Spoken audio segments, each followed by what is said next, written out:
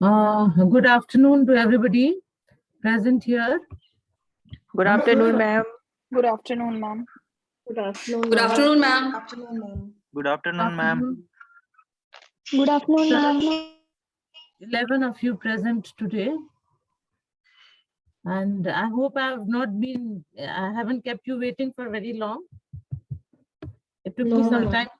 No, ma'am. Okay. Now, did you go over what we read yesterday? Mama. Yes, ma'am.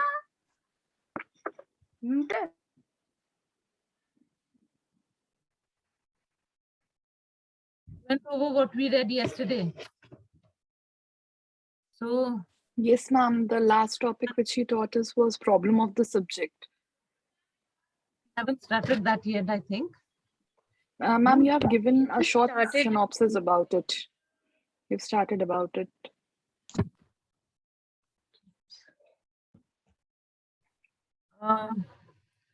So then let's continue from where we stopped yesterday. And I'll just, you remember where exactly it stopped? Or let me just read it from the Ma'am, in again. different fashions. Page number 8, second paragraph. I we think have the to start second first. paragraph.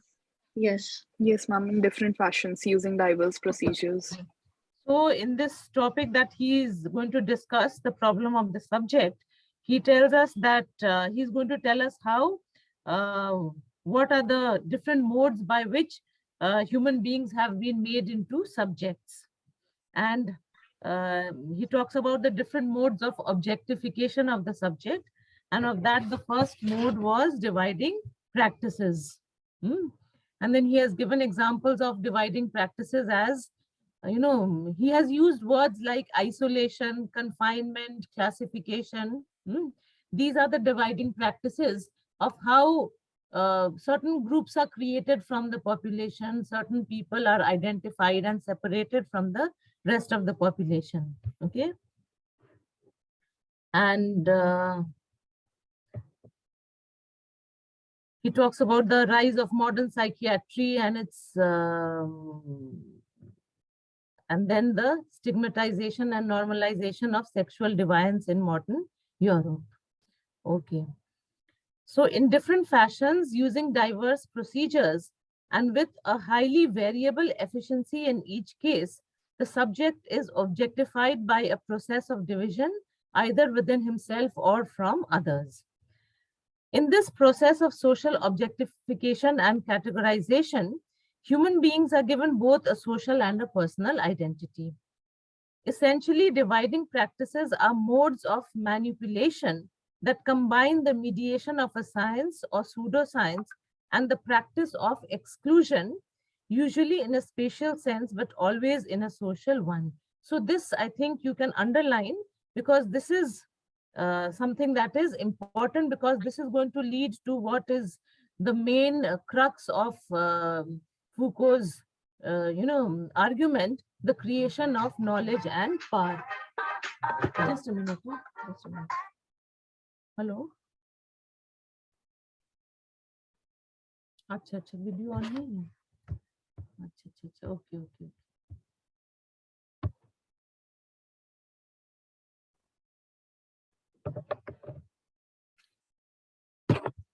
okay, I'm so sorry, my video was not on.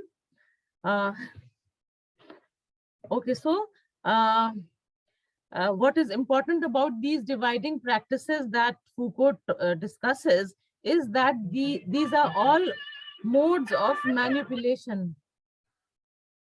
And for this kind of manipulation to be exercised, what is required is the mediation of a science or pseudoscience, he says, pseudoscience like psychiatry, and the practice of exclusion, meaning separation, which always works in a social context. These dividing practices form a substantial part of the subject matter of Foucault's earlier books, Madness and Civilization and the Birth of the Clinic, as well as later ones like Discipline and Punish. The main topics here are the objectification of individuals drawn first from a rather undifferentiated mass, example, the vagabond populations in Paris in the 17th century, and later from more highly pre-selected populations like delinquents from the working class quarters. So here he says that the objectification of individuals works on two levels. It is on successive levels. And the second topic in connection with this is the interconnections of dividing practices with the formation and increasingly sophisticated elaboration of the social sciences. So he says that how in the 18th century, not only sociology, which was the main of the social sciences, but also other disciplines like anthropology, like linguistics, media studies, they have all been developed with the idea that society may be studied in a standardized and an objective manner. And then there has also been the development of other disciplines like sociobiology, neuropsychology, bioeconomics. And these are all examples of how qualitative and quantitative methods are being integrated into the study of human action and its implications and consequences. So he talks about the formation and increasingly sophisticated elaboration of the social sciences. The historical relationship of these modes of classification, control, and containment to a distinctive tradition of humanitarian rhetoric on reform and progress. Meaning to say that all these modes of manipulation, such as isolation, such as confinement, such as classification, they are all justified in the name of reform and progress. Okay. And the third point that he makes is that the increasingly efficient and diverse applications of these combined procedures of power and knowledge mainly, although not exclusively, to dominated groups or to groups formed and given an identity through the dividing practices.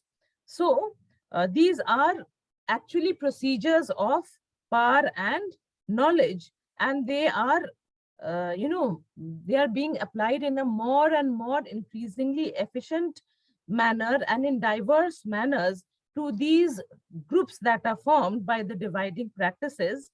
And these groups are being given a separate identity.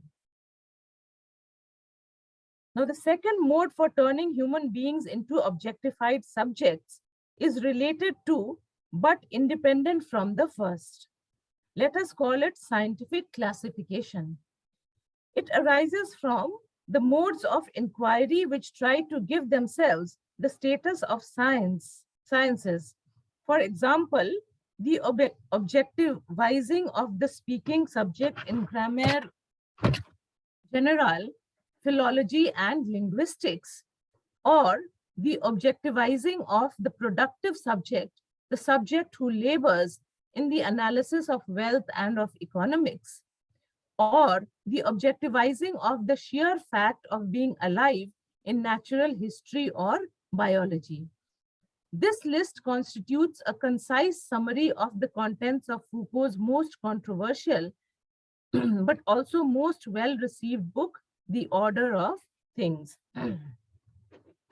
Okay, so the first mode of objectification was dividing practices, and the second mode Foucault calls a scientific classification. Are you all listening? Yes, Yes, ma'am. yes. Yes, ma'am. Yes, ma'am. Yes, Yes, ma'am. ma'am. Can you put on your videos for a Yes, little ma'am. while? Can you switch on your videos for a little while so that I can see whether you are sitting there or not? Hello, ma'am. Hello, ma'am. Now, are you able to grasp any of this, or are you just, Yes, ma'am. going You're and able to. rambling and you're able to grasp? Okay. Yes, ma'am. Okay.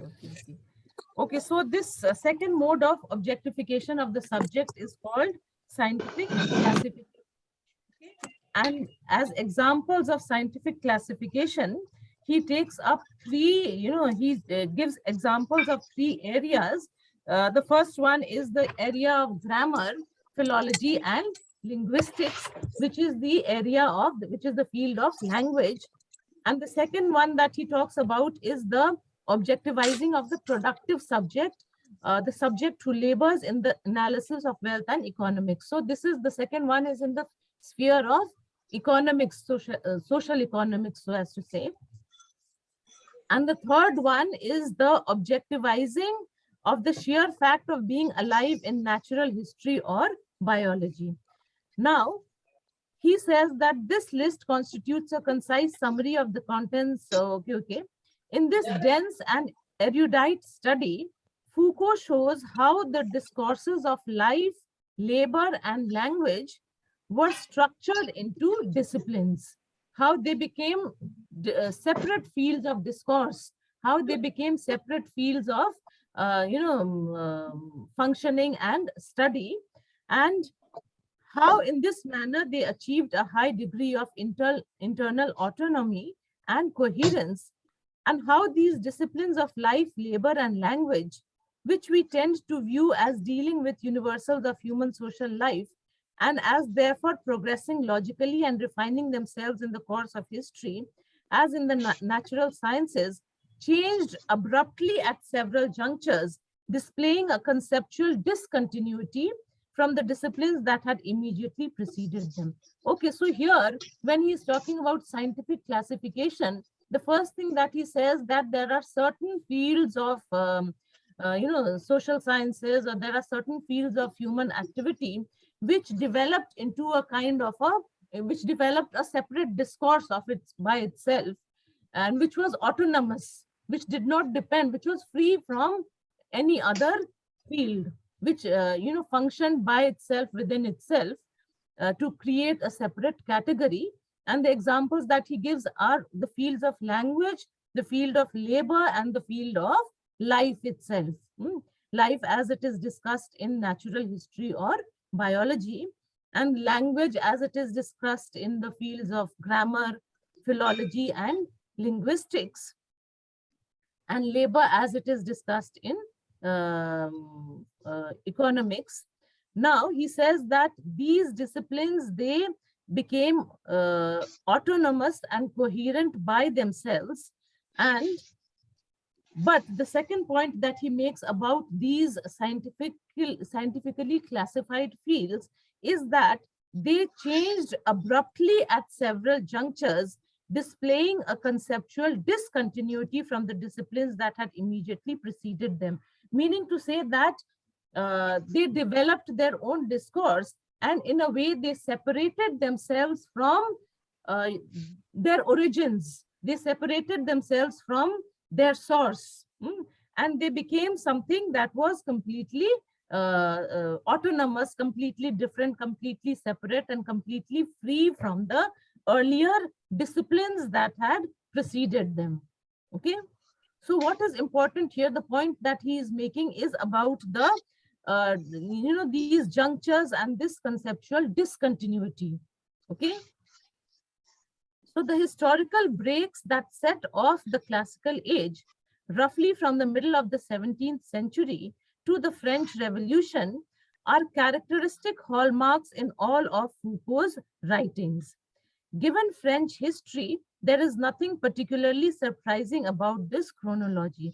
Now, so what he is talking about are the historical breaks, the discontinuity in these discourses as they ultimately emerged, and the source from where they began. There is a break between the two, and this discontinuity or this historical break is important in Foucault's writings. Okay, now he takes up as an example the classical age, that is from the middle of the 17th century to the French Revolution.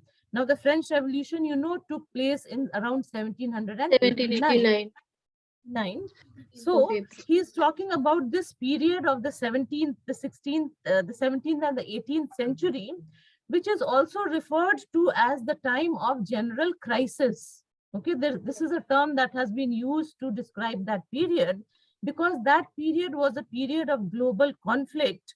It was a period of instability. It was a period of economic and political upheavals, a period of war and terror. So obviously and naturally, the discourses of that period were bound to be cut off, or there was bound to be a kind of discontinuity from what they originally were, or from where they originally began. Okay. So indeed, Foucault has often mistakenly been seen as a philosopher of discontinuity. So because Foucault talks about these breaks, these historical breaks, because he talks about these conceptual discontinuities, he has at times been seen as a philosopher of discontinuity. It is as if he, in a way, he revels in, or the focus of his work is on the discontinuity, or on these breaks or these faults in discourse from their sources, from their origins. Okay, the fault is partially his own. Works such as the Archaeology of Knowledge and the Order of Things certainly do emphasize abrupt changes in the structures of discourse of the human sciences. But Foucault has also stressed in other contexts the longer range continuities in cultural practices. The sharp lines of discursive discontinuity in the human sciences and the longer lines of continuity in non-discursive practices provide Foucault with a powerful and flexible grid of interpretation with which to approach relations of knowledge and power. Okay, so the gist of this, all these sentences is that it is this, this interaction between the lines of discontinuity and the lines of continuity in different fields, the lines of discursive discontinuity in the human sciences, and the lines of continuity in non-discursive practices. Now, first of all, what are the human sciences? What are human sciences? Human sciences would be, those biology and all. No, those fields of study which which analyze or which study human life and human activities by a methodology based on the observation of sensory and psychological experience, which talk about the sensory experiences of people and the psychological experiences of people. These would be the human sciences, which are not which is not biology, because biology is a natural science, or it is a life science. Okay, and so there are discursive discontinuities in these human sciences, while on the other hand there is discursive continuity in the non-discursive practices. There is continuity in the non-discursive practices. Now, what are the non-discursive practices according to Foucault? These are chiefly institutions, political events, economic practices, economic processes, and other fields like art and music. All these are discursive because they are not subject to conversation, so as to say. They are not subject to discussion. Discursive, what does the word discursive mean, basically? What do you understand by the word or the term discursive? To write in detail about something. Discursive means anything that is open to, development through conversation and discussion. Conversation. Ma'am, he might also be, pointing towards the form of oral literature, the tradition of oral literature, the one which is carried out by bards and. Yes, no. Discursive actually means anything that develops through conversation, through discussion. Conversation. Yes. Ma'am, is it similar to discourse? Yes, discursive is the, you can say, the adjective of discourse. Right, okay? Right. So discursive is anything that is open to discussion, anything that is open to discourse, that is capable of developing its own discourse. Discourse here would mean its own language, Discussion. so as to say, its own theory or its own language, its own essence. So there are certain things which Foucault recognizes as non-discursive, such as institutions, such as economic processes, or even fields like art and music, which he says are not based on language, so as to say. Art and music are not based on language. They're not based for their development on any kind of discussion. They develop by themselves through another faculty of the human mind. Okay, so the discontinuity that he sees in the human sciences and the continuity that he sees in the non-discursive practices such as institutions, these create a kind of a grid of interpretation. They create a kind of a map on which Foucault is able to interpret the relations of knowledge and power, how knowledge has been created and how knowledge has led to power. Ma'am, I had a doubt. Ma'am, I had a doubt. Is it okay if I ask a question? Ma'am, you said that there's discontinuity in discursive practices. So could you explain through an example how discontinuity is elongated to discursive The example that Foucault himself gives of the French Revolution, or of that period, of the 17th century, which was a period of instability, upheavals, war, bloodshed. Now, it was that time when these discursive, discursive areas, so as to say, or these human sciences, they underwent a change also. What had been considered to be true of them earlier was perhaps proved untrue at that time. And a different, it took a different course of development. It started being apprehended or thought or understood in a different manner. That would be the discontinuity of these discursive practices. Okay? And so, looking at these, the intermingling or the interaction or the interplay of these discontinuities in discursive practices and the continuity in non-discursive practices, Foucault is able to analyze the production of knowledge and power. He explains the production of knowledge and power through an interaction of these two aspects. Okay, that is what is being said here. Should be underlined, however, that this is not a philosophy of history which for some mysterious reason glorifies discontinuity. So Foucault is not glorifying discontinuity, and earlier, like it was said, that he is often mistakenly being seen as a philosopher of discontinuity. That is not correct. Foucault is not a philosopher of discontinuity. He does not, he does not grab upon these occasions of discontinuity to explain himself. Rather, he only focuses on these instances of discontinuity so that he is able to analyze how, in an interplay with continuity, knowledge and power are produced. Okay. Now, as we read through this introduction, all these things will be a little bit more clearer. So let's read through it. And when we come to the end of this, this introduction, we will discuss the main points that have been raised and the main aspects of Foucault's argument. Okay. In both The Order of Things and in The Archaeology of Knowledge, Foucault's only attempt at a systematic theoretical analysis, abstracted from the historical dissections that constitutes the subject matter of his other books, discourse is bracketed off from the social practices and institutions in which it is embedded.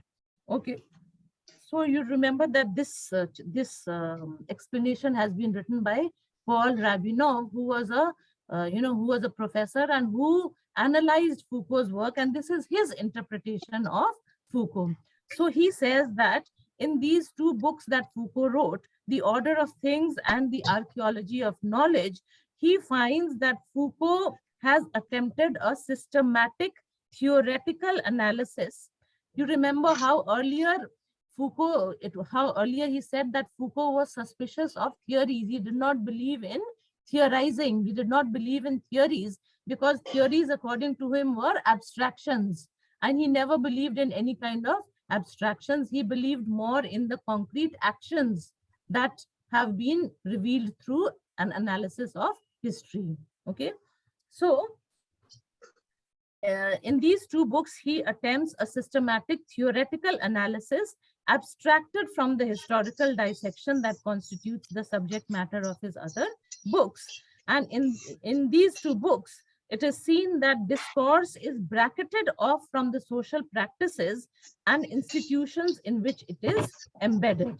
Now, discourse is a part of social practices, and it is perhaps a part of some institutions also. And what are social practices? You know, social practices are the, you can say it refers to the everyday practices of society, human life, the way human life is lived. The things that human beings do or perform habitually every day, like going to work, eating, playing, anything, performing rituals. All these are social practices. Okay. This bracketing has also caused some confusion. So for the first time, you can say, or for the only time, here in these books, Foucault has separated the social practices from the discourse. Okay, and he has tried to develop some kind of a theoretical analysis. But this bracketing has caused some confusion. Although Foucault was temporarily caught up in some of the structuralist vocabulary of the moment, he never intended to isolate discourse from the social practices that surround it. Now, are you familiar with structuralism? Do you have any idea of what structuralism is about? What is it basically? What is the basic? Ma'am, to evaluate the text more. and the readers were given that importance, and author was authors like Roland Barthes also belong to post-structuralist and as well as structuralist area. And basically structuralism is about to evaluate the text keenly and minutely. Okay, Ma'am, as the so word suggests, structuralism, studying the structure of the text and not anything else. And there are a lot of theorists which are involved with structuralism. I think Ferdinand de Saussure is the main propounder of structuralism basically began with the linguistic theory of Ferdinand linguistic. Ferdinand de Saussure. Saussure. Yes. Now, Ferdinand de Saussure, he talked about the structure of language. The two terms that he used were langue and parole. Parole. Langue, he Parole. said, was the larger structure, and parole And was the, you know, means the the you can way say an individual uses the language. Yes. Uses the individual language. use of that language. Now, what he implies there is that everything that we see in this world, everything that we understand in this world, it doesn't have a meaning by itself. It has meaning only in relation to that larger structure. Okay, so the word itself, any word by itself, it does not have any meaning. It has meaning only in reference to something else. It has meaning only in contrast to something else. That is structuralism, where everything fits into a larger structure. Okay. Now what about Foucault? Foucault, he was not a structuralist. Okay, he did not think in this way. So, though he was temporarily caught up in some of the structuralist vocabulary of the time, he never intended to isolate discourse from the social practices. Now, that is what structuralism does. It isolates everything from the social practices that surround it, isn't it? When you talk about Roland Barthes, what he was saying in the death of the author is that the social practices or the social atmosphere has nothing to do with the text. The text is a separate entity by itself, and it creates its own meaning, isn't it? By means of reference and contrast within itself. But this is not what Foucault believed in. What he believed in is that discourse always has a very strong relation to the social practices that surround it. Discourse is born out of the social practices that surround it, or they are a part of the social practices. Rather, he was experimenting to see how much autonomy could legitimately be claimed for discursive formations. So, when Foucault, in the Order of Things and in the Archaeology of Knowledge, when he tried to, or when he attempted to make a systematic theoretical analysis, what was he trying to do? He was not becoming a structuralist. He was not following the structuralist method. Rather, he was only experimenting to see how much autonomy or how much freedom could legitimately be claimed for discursive formations, meaning could discourse be formulated without any reference to the social practices? Could discourse be formed without the backing or the support of social practices? That is what he was experimenting to see. His aim then, as now, was to avoid analysis of discourse or ideology as reflections, no matter how sophisticatedly mediated, of something supposedly deeper and more real. So, what was the aim of Foucault in his systematic analysis of discourse? It was to when he says of something deeper and more real, that is the structure that structuralists talk about, that everything relates, has a meaning because of the structure to which it relates. But Foucault, he says that this is not true for discourse. Discourse doesn't have a particular structure. Discourse is developed through the social practices. discourse is developed through the social, the atmosphere. In this sense, Foucault has been consistently materialist. Materialist, you mean that he has been, who is a materialist? A materialist is a person who gives importance to, you can say Things economic around them. realities. Ma'am, things around them, like something Yes. which is tangible. Objects, something that is tangible. And in this sense, Foucault is consistently materialist, meaning he acknowledges the fact that the real life impacts people's lives, that the real life, and what is the real life? The real life is the social practices that people perform, they are engaged in, they are involved in. So this real life, this is the materialistic life, isn't it? This is the materialist concept of life, that everything around us, it impacts our lives. Everything is not in theory, everything is not based only on ideas, not only on the mind, but on the material aspect of life all around us.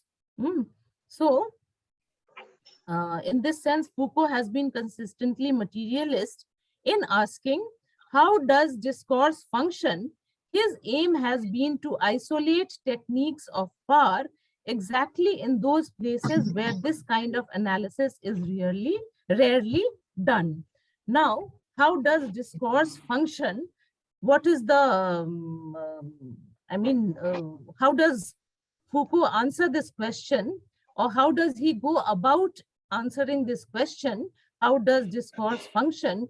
He shows the functioning of discourse by isolating techniques of power in those places where this kind of analysis is rarely done. Now let us see what are the techniques of power. What are techniques of power?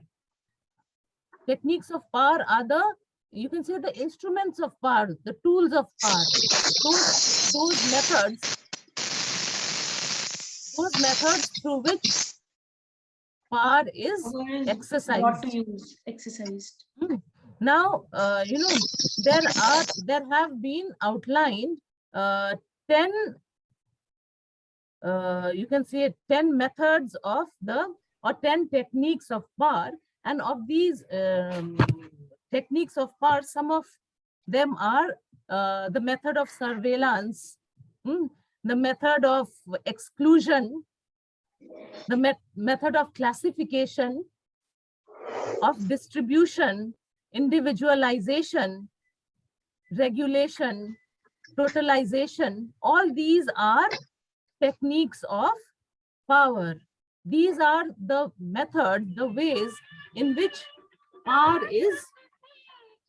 Just a minute. Hello? अभी class ले रहे. Okay, so all these are the techniques of power, and to show or to analyze how discourse functions, what did Foucault do, or what was his aim? His aim was to identify or isolate the techniques of power in those places where this kind of analysis is rarely done. Now, where would you not look for techniques of power? Where would you think that power is not being exercised? Perhaps in, family relationships. Of course, though we all know that family relationships are also based on structures of power, but these are some places where we would think that power does not play a very important role. So, to show the working of discourse, or to show the functioning of discourse, Foucault has chosen those areas where these techniques of power are not thought to be functioning. But to achieve this, he at first overemphasized the inner articulations and seemingly self-enclosed nature of social scientific discourses. Although Foucault has prepared the majority of his archaeological systematizations of the formation of concepts, objects, subjects, and strategies of discourse in the human sciences, he has now explicitly widened his analysis to show how these disciplines have played an effective part in a historical field that includes other types of non-discursive practices. Okay, so to show the functioning of discourse, Foucault, what has he done? He has, he has overemphasized the inner articulations and the self-enclosed nature of social scientific discourses. Now, what are social scientific discourses? They are the ideas, the myths, the knowledge that people have about various things. And all these have a kind of an inner articulation, meaning they work within themselves. They express within themselves. They are self-enclosed, meaning they are not open to outer analysis, but they work within themselves. Now, Foucault, he has tried to analyze these social scientific discourses, which are not open to outer articulation, which are not, disclosed, which do not have a disclosed nature.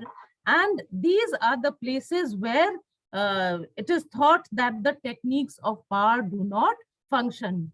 Okay, it is thought that the techniques of power like surveillance and exclusion and all those things, they do not work in these social scientific discourses. But Foucault, he has done exactly the opposite. He has taken up these places and he has analyzed these areas to show that discourse functions even in these areas which are self-enclosed, which do not have an outer articulation. Okay. Now, Foucault has preserved the majority of his archaeological systematizations. Now, this term is also important in Foucault's theory, archaeological. Okay, this is he describes himself as an archaeologist because archaeological systematizations would refer to the examining of the discursive traces and the orders that are left in these different areas of social life. So this archaeological systematization is actually about, looking through history at the ways of, or the processes that have led to what we are today. What has led us to be what we are today, and analysis through history of those processes is what, according to Foucault, is the archaeological systematization. Okay.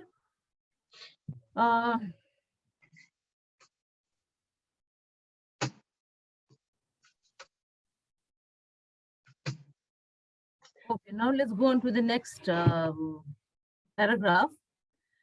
Foucault has been consistently interested in the shifting ways that the body and the social institutions related to it have entered into political relations.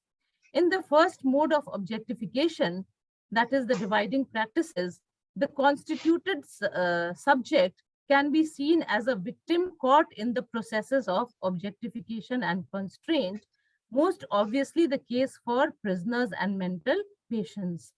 Okay, now Foucault has also been looking at the shifting ways in which the body and the social institutions related to it have entered into political relations. Now, what is the body? The body is the subject, the individual, okay? And the social relations. Now, there has always been a relationship between the body and the social, whatever is happening in society. And there has, he calls it a kind of a political relation between the body and the social institutions. Now, in the first mode of objectification, which was dividing practices, he saw that the subject was a victim. He saw that the subject had been caught in the process of objectification and constraint. Most obviously, and he gives the examples of prisoners and mental patients. Now, those people who have been made into prisoners, or those people who have been, pointed out or classified as mental patients, these people are actually the, you can say they are the victims of social discourse. They have been victimized by social discourse. Although there are parallel developments associated with the second mode of objectification, that is scientific classification, meaning the same thing happens in the second mode of objectification also, and that is that the subject is victimized, the subject is inactive, or in a way the subject is passive, and the subject is made into something not by himself, not willingly, not voluntarily, but by the social discourse that surrounds that particular, you can say, activity. Okay, like as he was talking about, when he was writing about madness, what he said is that a person is identified as being mad. It is not that the person recognizes himself to be mad. Rather, it is other people who classify him, who say that he is mad because he is not behaving in the way that normal people do. And that is because madness is not normalized. Later on, of course, in that same book, he goes on to analyze the 3 stages of madness, where later on madness was also normalized. It was accepted as a normal way of behavior in response to, adverse social conditions. But anyway, here Ma'am, he also gave that theory of panopticism, and that is also related to this discourse area. We'll come to that. There is a section that is devoted to an analysis of that aspect also. So let us come to it. Here he's talking about how, about this political relationship between the body and the social institutions. And he says that in the first mode of objectification and in the second mode of objectification, the subject or the body is victimized. Okay, it allows things to happen to it. It does not do it willingly, but it allows other people to, do things to it, or to classify it, or to victimize it. And both these modes, he says, just a minute, although there are parallel developments associated with the second mode of objectification, that is scientific classification, the relation to domination is more oblique. Now, why is that? What is the political relation? The political relation is the relationship of domination, again of power. In dividing practices and in scientific classification, what is being exercised is power. What is being exercised is domination, where the subject is being dominated by the discourse. Okay. For example, in The Birth of the Clinic, Foucault demonstrates how the body was increasingly treated as a thing during the 19th century, and how this objectification was paralleled and complemented by the dividing practices instituted in the clinic's spatial, temporal, and social compartmentalizations. Okay, so he gives an example of how the body or the subject is objectified and how it is dominated, how it is made a victim of power. And the example that he gives is of the clinic. The clinic here, he's especially talking about the mental clinic and its spatial, temporal, and social compartmentalization. Spatial, the way the clinic, the shape of the clinic, you can say, or the positioning of the clinic, and the duration of time that a person has to spend in that clinic, and the social compartmentalization, how anybody who is put into that clinic is socially stigmatized or classified. All these are the examples of the dividing practices.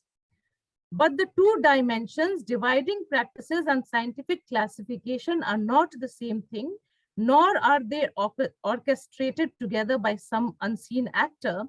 Foucault offers no casual explanation for these changes, leaving his readers somewhat at sea with regard to how he evaluates the interplay of intentional actions socioeconomic changes, particular interests and accidents.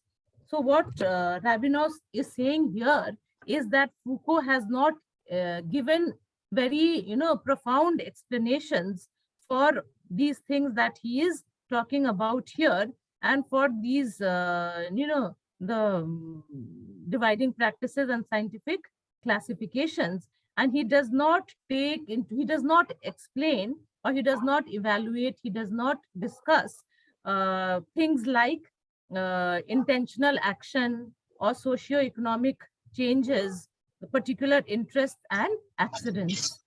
These are not a part of his discourse, though these are very much a part of social life. These are very much a part of the life of human beings, but they do not come into they do not have any significance in Foucault's analysis or in Foucault's discussion. Okay. Foucault's third mode of objectification represents his most original contribution. Let us call it subjectification. It concerns the way a human being turns him or herself into a subject. This process differs in significant ways from the other two modes and represents an important new direction in Foucault's work. Now, in the first two practices, the subject was made the object, so as to say. The subject was made the object of these, instruments of power and domination. But in the third, you can say the third mode of objectification, what does the subject do? The subject does not convert itself into an object, rather it stays as subject. That is why this third mode is called subjectification. Okay, so it concerns the way a human being turns himself or herself into a subject. This process differs in significant ways from the other two modes and represents an important new direction in Foucault's work. The dividing practices, broadly speaking, are techniques of domination and have been applied mainly to vagabond populations, the working class, those defined as marginal, etc. The interplay between these modes of domination and various social scientific forms of classification, although given new clarity and power by Foucault's analysis and historical studies, has been recognized by other thinkers. In both instances, the person who is put into a cell or whose dossier is being compiled is basically in a passive, constrained position. Okay, so in both the instances of dividing practices and scientific classification, what happens is that the person who has been recognized as insane, or the person who is recognized as suffering from a disease, and so, or a person who is recognized as a, as a criminal, they are put into a cell, or their dossier is being compiled, meaning that they are being treated as a patient, is basically in a passive, constrained position. This is what I was talking about earlier also, that in the first two practices, the subject becomes an object, or the subject is, in a way, you can say passive. The subject is inactive. The subject is unwilling, so as to say, for, unwilling to have things like put into a prison or put into a hospital, is not willing to have those things done to him or her. But in contrast with the third mode, that is subjectification, Foucault looks at those processes of self-formation in which the person is active. So in subjectification, what Foucault is telling us is that the subject, instead of being passive, now becomes active, or the subject willingly, voluntarily, deliberately chooses something for himself or herself. His published analysis have focused on the dominant classes, in particular the 19th century French bourgeois. Work in progress examines Greek citizens and the early Christian ascetics and church fathers. In these analyses, Foucault is primarily concerned with isolating those techniques through which the person initiates an active self-formation.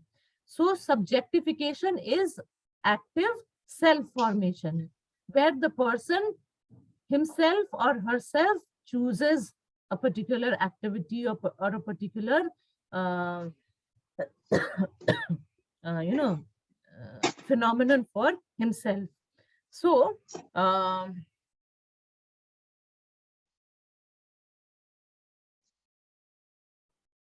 this self-formation has a long and complicated genealogy.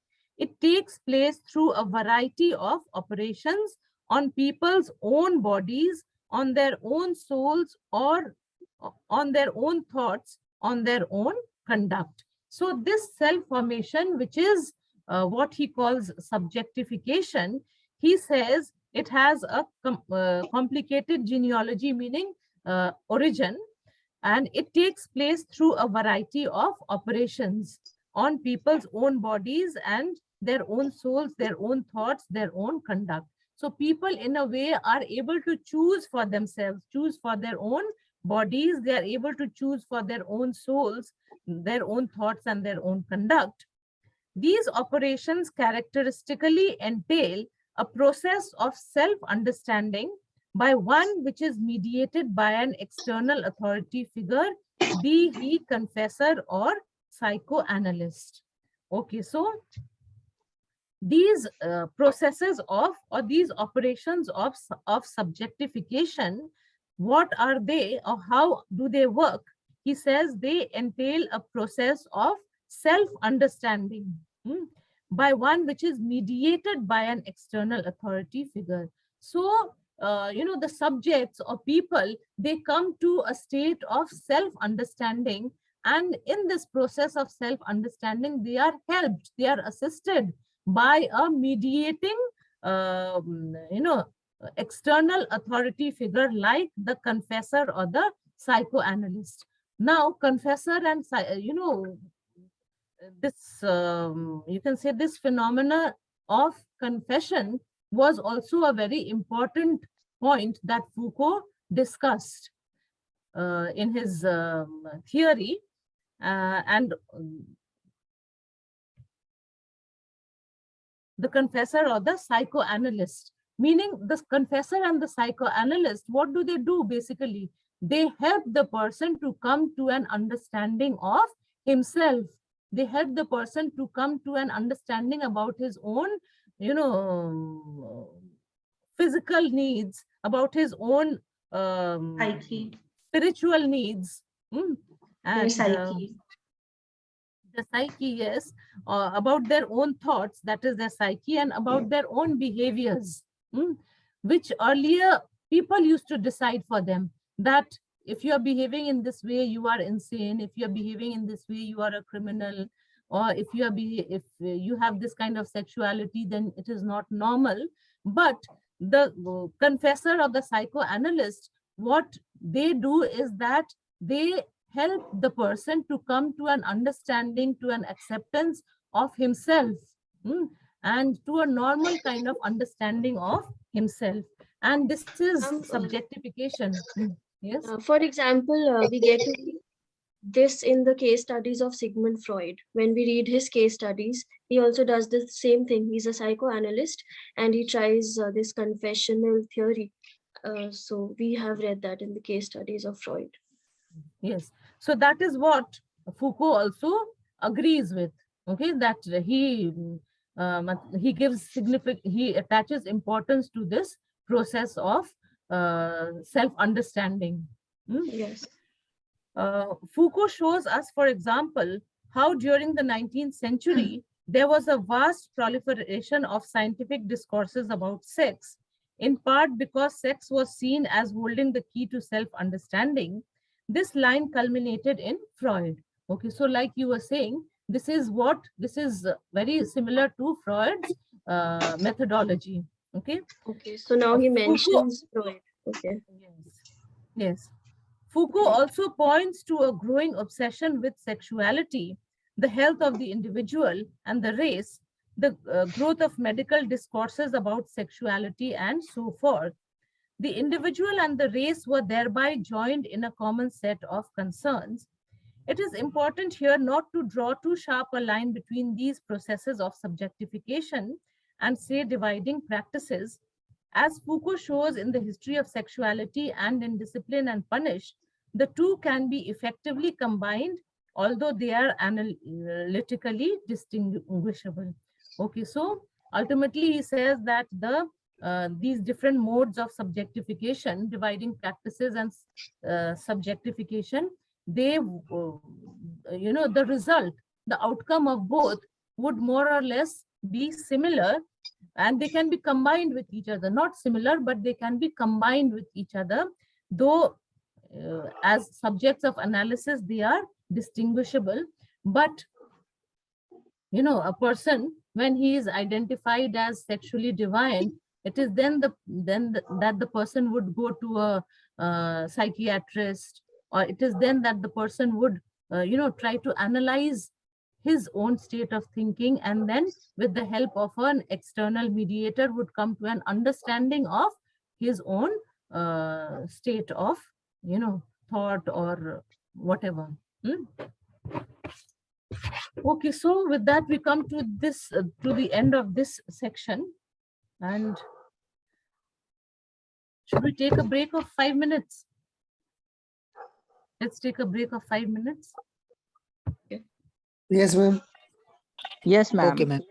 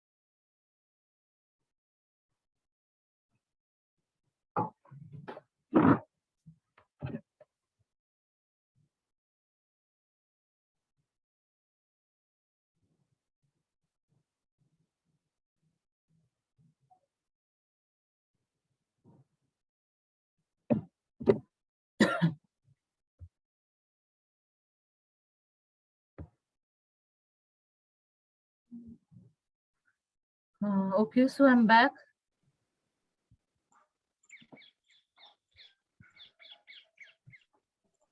Now let's move on to the next section. And this section is devoted to an analysis of Foucault's major concern, that is the problem of power and knowledge.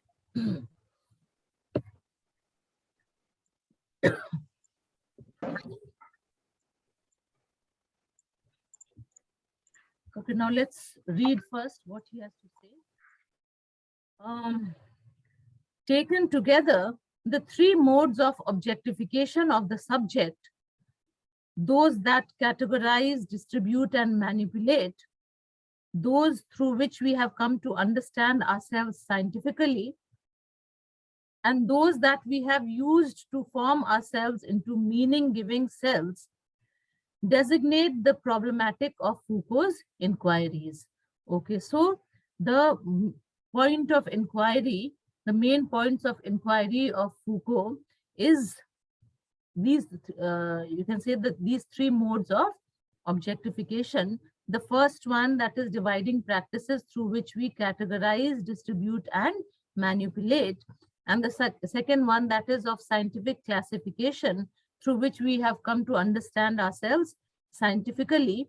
And the third one, that is subjectification, through which we have used to form ourselves into meaning-giving selves. So this is the main focus of Foucault's inquiries. Yet it soon becomes apparent that if the most general theme of Foucault's work has been the problem of the subject, an understanding of this investigation requires the arsenal of subsidiary concepts and concerns he has forged along the way. So the main concern of Foucault, which is the problem of the subject, in order to understand that, completely or fully, what has to be done is that an understanding has to be made, or an investigation has to be made of the entire store of other concepts and concerns that Foucault has forged or created or constructed along the way. Clustered tightly around the problem of the subject are the twin terms of power and knowledge. Their importance has already been well situated by Colin Gordon in his anthology of Foucault's essays, Power, Knowledge. Although there is no need to rehearse the arguments in any detail here, several points deserve to be underlined. Okay. Now, what he's saying is that the twin terms of power and knowledge are the most important ones, the most important concepts that we have to understand in Foucault's theory. During most of the 1960s, Foucault sought in a variety of ways to isolate and analyze the structures of the human sciences treated as discursive systems. It is important to stress that Foucault did not see himself as a practitioner of these human sciences. They were objects of his study. Foucault never took these discourses from the inside.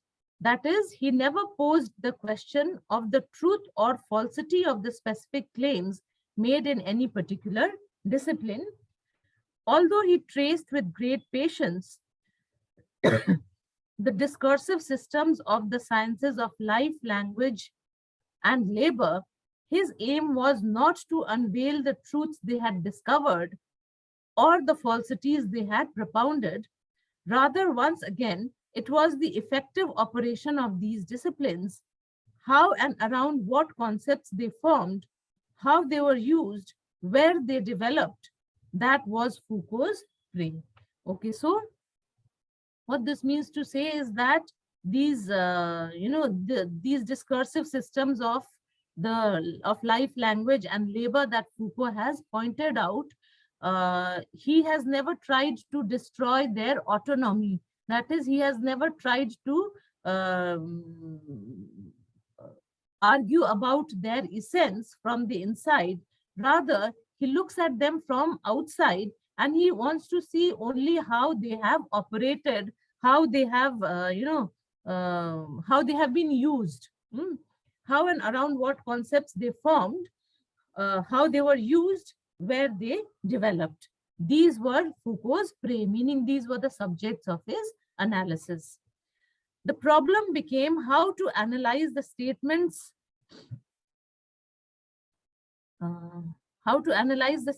of the social sciences without judging their progress or lack of it, and without reducing their relative discursive and conceptual autonomy to something else seen to be more basic.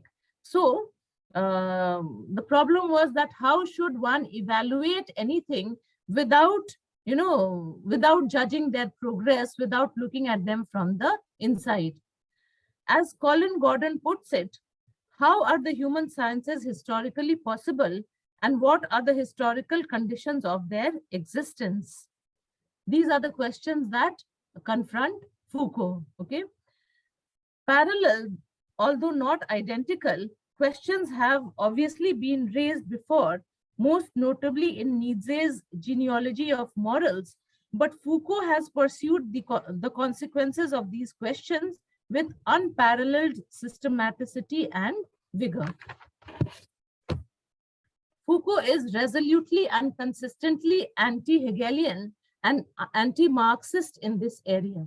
Now here we are coming across a lot of other theorists and philosophers, he has mentioned Nietzsche and he has mentioned Hegel and Marx. Now, I suppose somewhere along the way you have come across these words, and we're not going to go into a very deep discussion about these other philosophers and their philosophies. We're going to see only how they relate to Foucault. So he says that Foucault is resolutely and consistently anti-Hegelian. Now Hegel, he was a kind of a conservative, yes? Yeah, he was from Germany. He was a German philosopher. And yes, he was very conservative in his thought, as you say, in his thoughts. Yeah. So he believed in absolute knowledge. Okay. Yes. And he believed in the working of reason and logic. He talked about, processes of progress and change. But Foucault does not agree. He also talks about absolute idealism. So, yes, he was in some ways, his theory is also termed absolute idealism, which Foucault is not. So that is why we read here that Foucault is resolutely and consistently anti-Hegelian and anti-Marxist in this area. Now, Marx, again, that Marx's theory was that economic relations are the basis of all society. The search for a general theory of history is not on his agenda. In fact, it is in Foucault's diagnosis part of the problem. Foucault seems to be identifying with the critique of theory initiated in modern times by Nietzsche and pursued by Heidegger. Now, again, we come to two other, these are also German philosophers.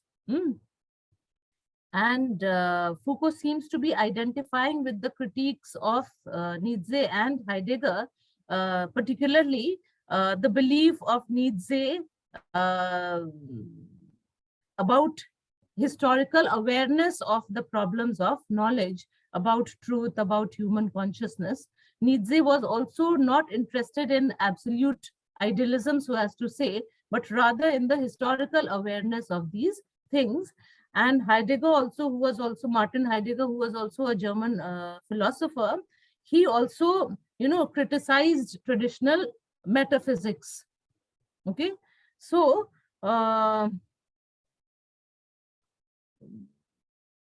Foucault seems to be identifying with the critique of theory initiated in modern times by Nietzsche and pursued by Heidegger.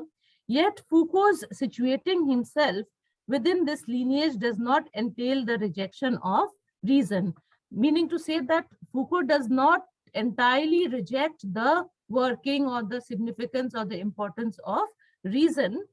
He is adamant that he is not, as Jürgen Habermas, among others, has charged, an irrationalist. Okay, so he does not want to appear as someone who does not believe in reason. Absolutely, he is not irrational, so as to say, nor has he abandoned sustained critical argument in the public arena. He simply refuses to see reason as either our hope or our nemesis, meaning to say that he understands or he accepts the significance or importance of reason, but it is a very limited acceptance of reason that Foucault agrees to. Okay, he does not agree to see reason either as our hope or our nemesis, meaning it is not the beginning and the end of everything, of every phenomena in this world. Foucault puts it this way: the relationship between rationalization and excesses of political power is evident, and we should not need to wait for bureaucracy or concentration camps to recognize the existence of such relations. So he gives the examples of the concentration camps of the Nazi regime and bureaucracy also, whom he severely criticized, as examples of this relationship between too much of reasoning and too much of reasoning. Too much of reasoning leads to an excess of political power. That is what Foucault is saying, and he gives the examples of these two things. And we should not need, okay, but the problem is what to do with such an evident fact. And what is the evident fact? That too much rationalization or rationalization leads to excesses of power. Okay, so he says what to do with such an evident fact. How should we understand? How should we analyze this evident fact? Shall we try reason? To my mind, nothing would be more sterile. So we cannot reason out this. This is his very a clever way of pointing out that reason cannot be taken to be the source and the end of each and every phenomena in this world. And even these examples that he gives, he says, should we try to explain, should we try to justify these things by the use of reason? Can we use reason to justify the concentration camps? To my mind, nothing would be more sterile. First, because the field has nothing to do with guilt or innocence. Second, because it is senseless to refer to reason as the contrary entry to non-reason. Lastly, because such a trial would trap us into playing the arbitrary and boring part of either the irrationalist or the rationalist. So Foucault says that he does not want to, put too much weightage on reason. He cannot set too much score on reason, because he says reason has nothing to do with these aspects of guilt and innocence. And secondly, he says that just because, he says it is senseless to refer to reason as the contrary entry to non-reason, meaning just because I do not accept reason, that does not mean that I have entered into the region of non-reason, meaning to say that I am not non-reasonable or I am not unreasonable just because I do not accept reason as the source and origin and end of everything. And lastly, he says such a trial would trap us into playing the arbitrary and boring part of either the irrationalist or the rationalist. So he does not want to be in the two separate or opposing contradictory camps of the rationalist and the irrationalist. This anti-metaphysical and anti-ontological strain in Foucault's work is a powerful one, but questions, both philosophical and political, remain about the exact status of reason in Foucault's work.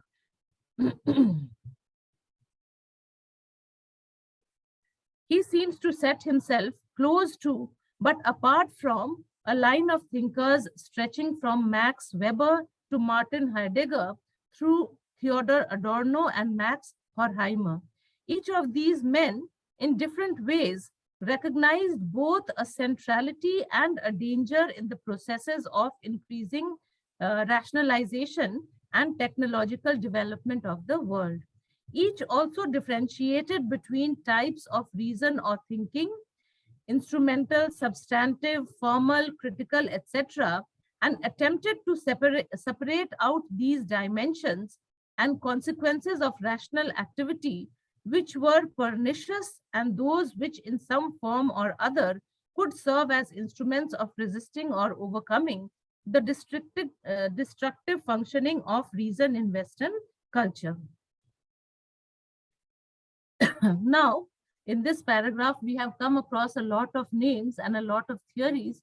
So now, because we have only 3 minutes left, I'm going to stop here. Okay, we will, and for your homework, for your assignment, you can look into these theories of these various theorists and philosophers who have been mentioned: Max Weber and Heidegger and Adorno and Horkheimer. So let's see what you come up with in the next class. Ma'am, I have an observation to make. What? Okay. What? Ma'am, I have an observation to Please make. say. Yeah. So, ma'am, while reading this text right now, I'm recalled of the text by Luigi Pirandello, that is Henry IV, which was published in 1922, and he was an Italian playwright. And he talks in detail about madness and the themes that we have right now read about and through Foucault. And Foucault has written this text later. So I'm just observing that Foucault might have had this idea of borrowing this entire theme of madness from Pirandello as well, because Pirandello was the first amongst the Italian playwrights to actually enter the theme of madness at that point. So I was just recalled of this text that we did during our masters. Yes. So it's good of you to be able to connect. This is the main aim of studying all these critical theories, of being able to actually find a relevance. You studying these theories in isolation is going to be of no use if we are not able to relate it to our own field of study. So if you have been able to do that, it is very, I think it's very good. And, in order to find this relation that you are talking about, in order to actually understand whether Foucault was, had any idea of that, you will have to take up a little bit of a deeper study. Right. And if you take up deeper study, perhaps you will come across some mention of this, connectivity. Yes. Okay, ma'am. Let's wait for the 2 more minutes. Anything else? No, ma'am. Where are you I all just from? wanted Where to. are you all from? Where are you from, Manya? Ma'am. Ma'am, I'm from Kanpur itself. I did my master's and graduation from Delhi University. So we've just joined our PhD here. Which college? Ma'am, I was in Daulat Ram College. Yeah. Ananya, your sisters, both Yes. of you? We are twins. Oh, you're twins. So, yes. I too am from Delhi University, ma'am. I was from Miranda House College. So did my English honors, then masters in English from there. I also did an year's diploma in comparative Indian literature from Delhi University only. And then we've joined our PhD here. We are from Kanpur. Okay, that's good. You have made quite a study of English literature. Thank you, ma'am. Ma'am, it was a very good experience in the Delhi University. Yes, it must have been a good experience, and you must have learned a lot more than what is actually taught in the, taught here in the BA and MA courses. It's not as expansive. Yes. It's not as.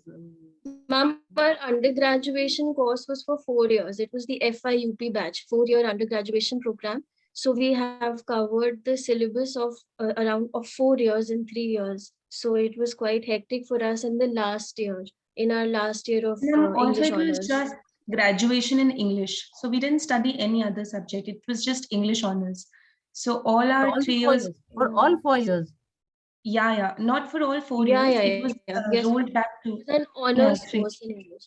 It was an honors so- course, so we just did literature. In an honors course, I For don't know exactly, but you don't get to study any other, you don't have any other optionals. You can't choose from any other optionals. No, ma'am. No. So you must be really, And this really honors course is, I think, in Delhi University. It's also there in Calcutta. Yeah. What course? Ma'am, I'm saying the honors course is being run in Delhi University. It's also there in few universities in Calcutta. So it only concentrates on English literature. So we have to study it for 3 years, the honors course in English literature. And it's BA honors in English Yes, literature. like I mean, I'm ancient for you, but then I myself also did a course in English honors. That was so many Yes. years ago, back in, I think it was in 90, 91. Oh my God. My course was also Okay. honors in English, but then of course Yeah. we also studied other subjects alongside, like history and political science and economics. No, ma'am. No, ma'am. Rather than other subjects, we studied world literature, Indian literature, American literature, Russian, Italian, all those things. So, but only English literature. Okay. Yes, ma'am. Okay, then we'll meet again. I think your next class will be next Monday. Monday. Hmm? Yes. Okay, Okay, then. ma'am. Okay, ma'am. Thank you, ma'am. Thanks a lot to all Thank of you, you for ma'am. attending you, the ma'am. class. Thank you, ma'am. Bye, ma'am. Take care. Take care, ma'am. Bye. Bye, everyone. Thank you, ma'am.